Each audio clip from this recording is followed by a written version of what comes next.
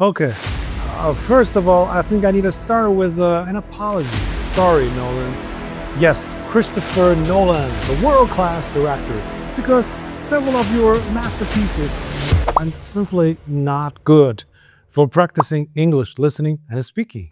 Okay, folks, Jack here. Let me ask you something first. Have you been trying to learn English through watching movies, but the results feel kind of disappointing? It's not that you're not trying. It's highly possible that you just chose the wrong movies from the very beginning. You've been watching, you've been working hard. You've even watched a lot of, high-rated, masterpieces. But the problem is, every day you still can't really understand native speakers, and your speaking still doesn't come out naturally. So in today's video, I'm going to tell you 10 English movies, especially for lower level beginners, that are not good for practicing listening and speaking. So everybody, make sure you watch till the end because the last one will completely surprise you. Okay? If you watch this video to the end, you'll get three things. First, a clear list of 10 movies that are not good for listening and speaking practice. And I'll give each one a not recommended rating. And the second one is you'll know exactly why they don't work. And the third one is most important. You'll learn why 5 reasons or 5 standards to judge whether a movie is good for practicing listening and speaking. So next time, someone recommends a movie, you can judge it by yourself. Isn't that beautiful? So, what are the standards? A movie is usually bad for English listening and speaking practice for 5 reasons. And number one is too old. Just personally, I don't recommend movies that reflect society from 20 years ago or more because language changes over time. You know this, right? Some expressions disappear, new ones, show up. And honestly, we have so many recent movies. So why, go far and choose the old movies? Movies that reflect today naturally carry today's language. Number two, it's too far from ordinary life. That's extremely important. We're ordinary people, so what are common ordinary life situations? Number one, relationships. It's all about dating, arguing, explaining, big enough. Second one is family life, right? Talking to parents about choices, pressure, and responsibility. The third one is friends and a social life. I'm not actually talking about greetings, parties, small talk, agreeing or disagreeing. Fourth one is work and career. Requests, suggestions, refusing, cooperating. And last one is daily routines, traveling, shopping, going to the doctor, handling everyday tasks. If a movie is far from these, it's usually not a good learning tool. Okay, let me give you an example about war movies or movies about the ultimate fate of whole humanity. They're deep, powerful, visually stunning, but these are not what we need to practice language, right? And number three, low language density, not enough dialogue. I'm actually talking about dialogue. You want to improve listening and speaking, right?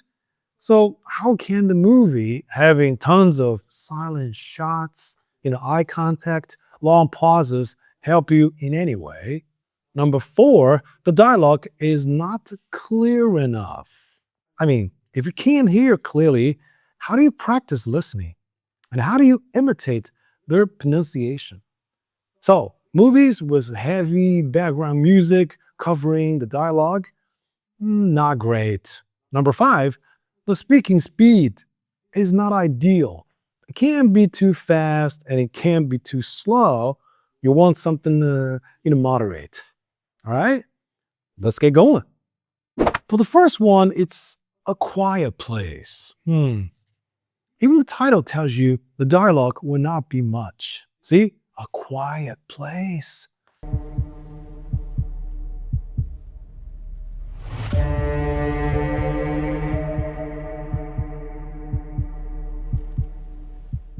what's this movie all about? It's about a family, living in a world where if you make a sound, you die. The survival rule is literally,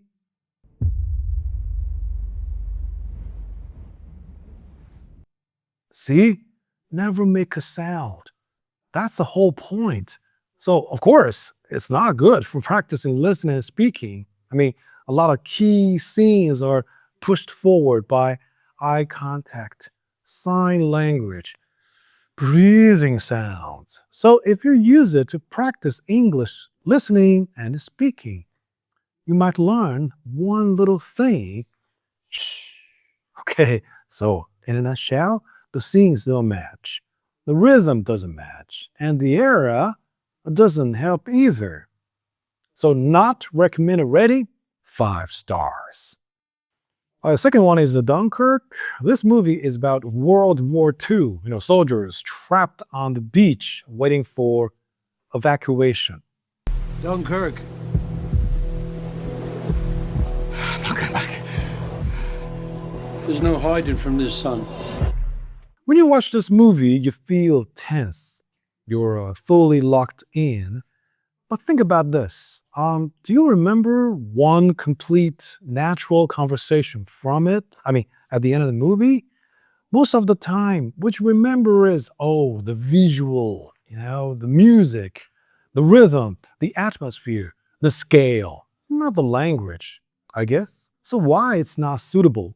First, even though it was released in 2017, it reflects a historical event from World War II. Second, it's a visual-driven film. The story is pushed by editing and music. Dialogue is only a helper. Many times, nobody speaks, but the emotion is already at the top. And third one is, even when there is dialogue going on there, it's basically command style, battlefield English, from decades ago. Let me give you a few examples, like move, go, get down, pull back. See? Yes, yeah, you can understand it, but in real life, you're almost never in a situation that requires that kind of emergency language, right? So Dunkirk's problem is you feel intense and excited, but the usable language input is almost zero. And honestly, a lot of war, movies have the same issue. Trying to list a few, like Saving Private Ryan, Hacksaw Ridge, A Black Hawk Down. Yeah, similar problem. So, in a nutshell, the scene doesn't match, the rhythm doesn't match, and in life or death situations, people talk fast, they shout, they panic. Yeah, it's not great for beginners to imitate. And yes, the era doesn't match either. So mine not recommended rating, 4.5 stars. All right, the third one is the Mad Max Fury Road. All right, so check it out.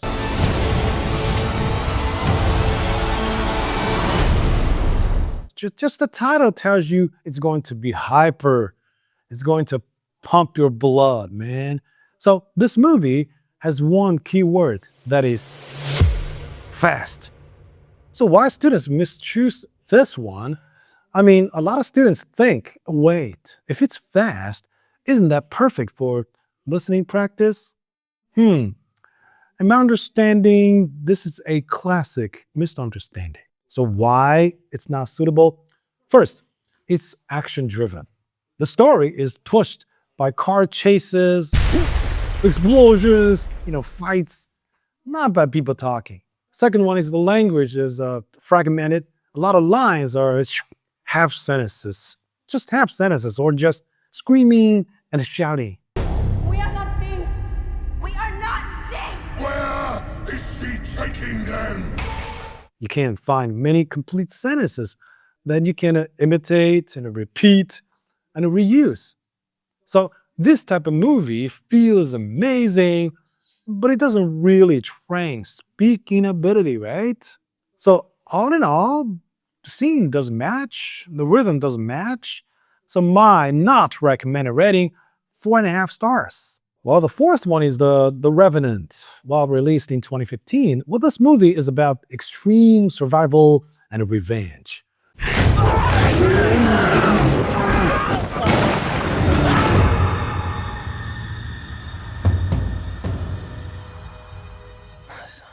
All right, just listen to these words: extreme and a revenge. People are emotional, suffering, angry. The delivery is not exactly clean. I mean, not necessarily clean, right? So speed can get weird too, and there are more reasons. And the first one is this is another film that doesn't rely on language. It relies on breathing, endurance, physical suffering. The language density is pretty much low. Second, even when people speak, it's highly emotional and not very reusable. When someone is freezing and emotionally exploding, do you expect perfect, clear, enunciation or clear pronunciation? Just not possible, man. This type of movie doesn't teach you useful everyday functions like how to explain and how to think, how to communicate effectively, and how to express opinions and attitudes. So for listening and speaking practice, the material is simply not enough, and the scenes don't match. So my not recommended rating, 4.5 stars. All right, the fifth one is 1917, released in 2019. A famous one-shot, war movie. You can't possibly make it that way, man! You bloody insane! It has quite a bit of dialogue, so why is it still not good? The first reason is the era doesn't match. Yes, absolutely, it was released in 2019, but the title is literally 1915. It reflects the communication styles from a century ago. That's hard to imagine. The second one is the language is highly task-based. Mostly, things like move, get down. Yes, sir. Yes, sir. See? Yes, pull back. Stuff like this. So that kind of language has almost no transfer value to ordinary life. And, because it's war, people shout it out, shout a lot. If you talk like this, in daily life, you'll scare people. Third one is it doesn't train expressive language. It trains execution and obedience language, such as yes, sir. And because the movie is so intense, you often forget you are supposed to learn language. Your attention gets stolen, by the plot and the scale of this movie. So my not recommended rating, 4 stars. Well, the next one is Tenet. And yes, Christopher Nolan again. Oh, by the way, he also directed Interstellar, Inception, Dunkirk, that we already talked about. Let me say this first. His movies are masterpieces. There's no doubt about it. Big themes, human destination, human destiny, reality, time, history, but they're often not good for language learning. The plot is either too intense or too brain-burning, like Inception or Interstellar. Your brain is already fried. You simply don't have enough attention left for the language learning. So Tenet's core selling point is simple: time evasion. I mean, for someone like me with an average IQ, I can't even fully understand it in one watch. It's too brainy, so people think, oh wait, there's a lot of dialogue, maybe I can use it for listening. Probably can do this in the first 20 minutes. You try hard, and then you start to think, is my English bad? Why can't I fully catch one complete sentence?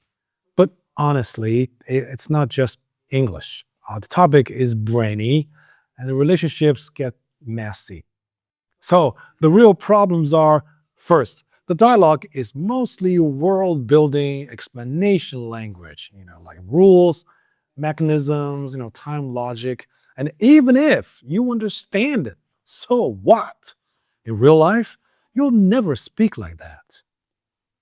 Second, The language density is high, for sure, but the ease of imitation is low. I mean, background music covers the dialogue, and the people speak fast, sometimes unclearly, and the emotion is intentionally suppressed. You can't shadow it, you can't repeat it. Third, the most deadly problem. After this movie, you take away zero of English I can use tomorrow. You can't use it to, explain your opinion, tell your daily story, or talk naturally with people. So Tenet is not a bad movie. It's a great movie actually, but its language serves the plot, not real communication. You know what I'm saying? So scenes don't match. Daily usefulness is low. Reusability is weak. So mine not recommended rating, 4 stars. Okay, the next one is Big Shot. Oppenheimer, released in 2023. We're in a race against the Nazis. And I know what it means if the Nazis have a bomb. Nolan again. Sorry, Nolan. And yes, it's not really good for, learning everyday English either. Of course, he's not making movies for us to learn English, right? So, well, the next one is really interesting. Why do many people choose it? Because one, it's such a big hit and it's new, right? 2 years ago, and it feels high level. But the language is mostly academic and historical, especially theoretical, physics and quantum mechanics. Sounds really deep and hard to understand, right? I mean, lots of technical terms. So for advanced learners, sure, you can give it a shot. But for beginners or for people who want everyday spoken English, not suitable. Besides, because, Oppenheimer is an educated elite and he speaks English in an elite way. For example, the so-called derogatory information in your indictment of me cannot be fairly understood except in the context of my life and work. Wow, it's really hard to read it along. That's an elite academic thinking style. It's not life English. It's not real everyday English. So, based on the script style, Oppenheimer is not good for listening and speaking practice, mainly because one, language is highly academic and abstract. Two, more historical narration than natural, back and forth dialogue. Three, sentence structures are complex and hard to imitate. Four, context is elite, far from ordinary life. We're talking about ordinary people and ordinary life. Next one is, even if you understand it, you can't really use it in daily conversation.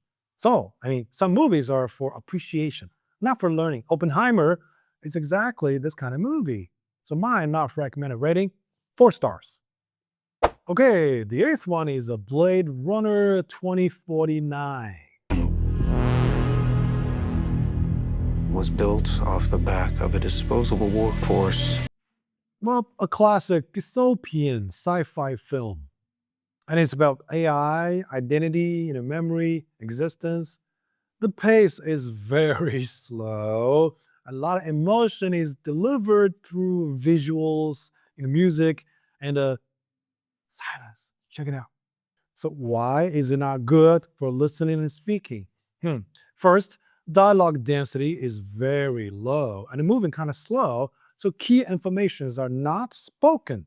They're shown through silence and long pauses. Why? Why here?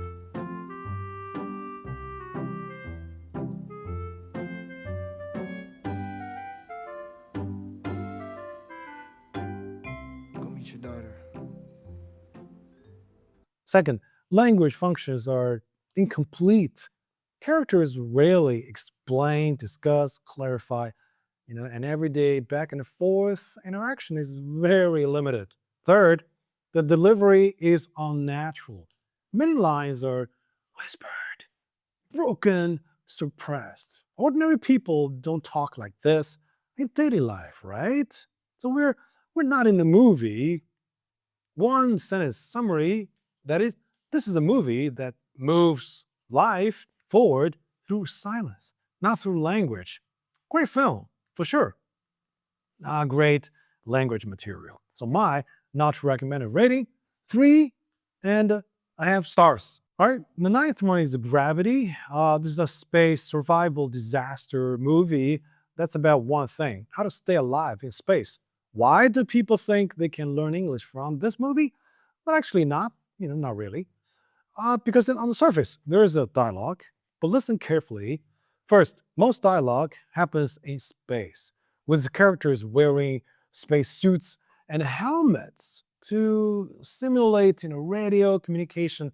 The sound is intentionally compressed and muffled, which is very, different from clear, everyday English conversation. Check it out. Look, we need to get the hell out of here. Need some help there, man? No, don't wait for us. Man down! Man down! Yeah, something like this, Second, it's almost all professional, instruction English. Things like, status reports, commands, technical operations, hello, Houston, things like this. Third, it lacks daily language functions. No real discussion, no explaining opinions, no ordinary life needs. They're working in space, man. Fourth one is the goal of this language is too narrow. It solves, are we safe? It doesn't solve, how do we communicate? Here's a harsh but accurate line. Accurate line. You can learn these sentences, you might survive space accident, but you still can't speak daily English naturally. So my not recommended. Ready? 2 stars. The last one, well, the famous Avatar, The Way of Water, released in 2022, I guess.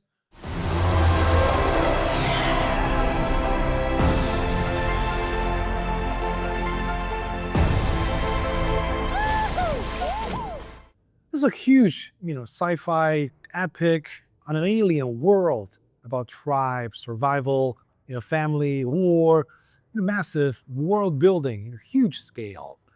Let me be fair, there are some family-related expressions. For example, Jake says, Hey, that's enough.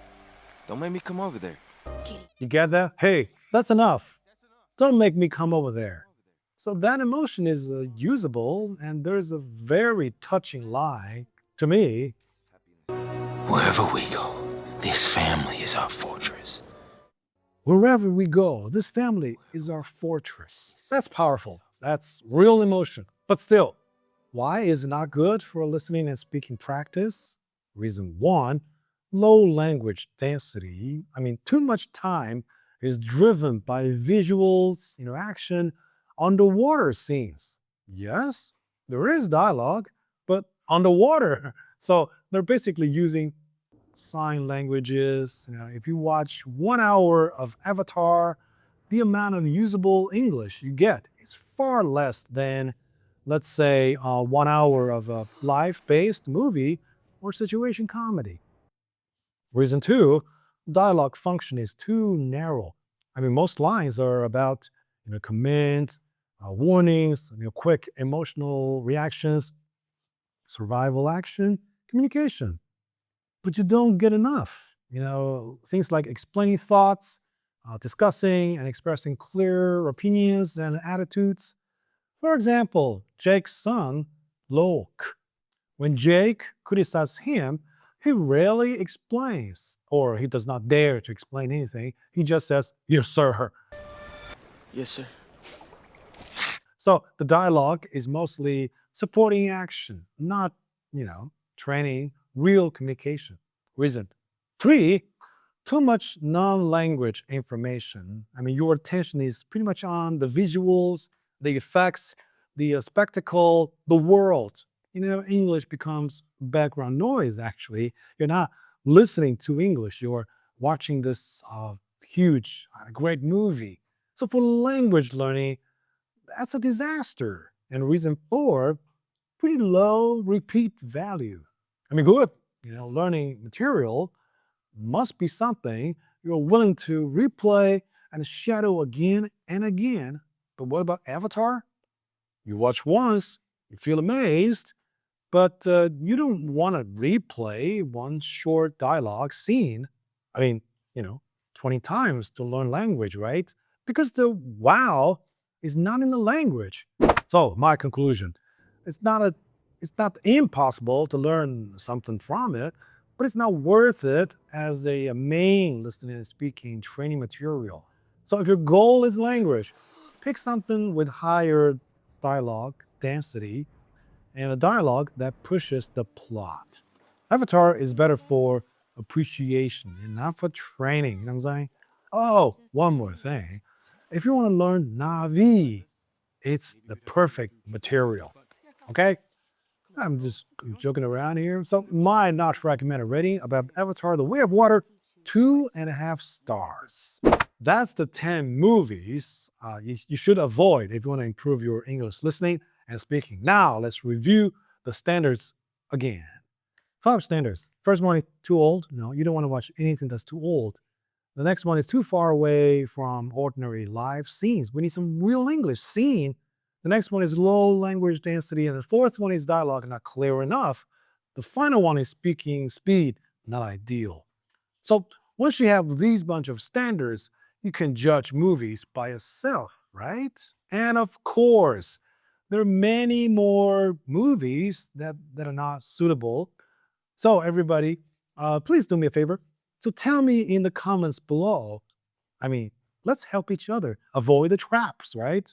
Well, I mean, honestly, learning English through watching movies is actually a great idea, but only if you choose the right movie, man. And I'll keep digging into what movies and shows are good, for learning English. Uh, Things like American TV shows, British TV shows, and everything. All right. So, um, thank you very much for your attention. I think I'm gonna see you in the next one.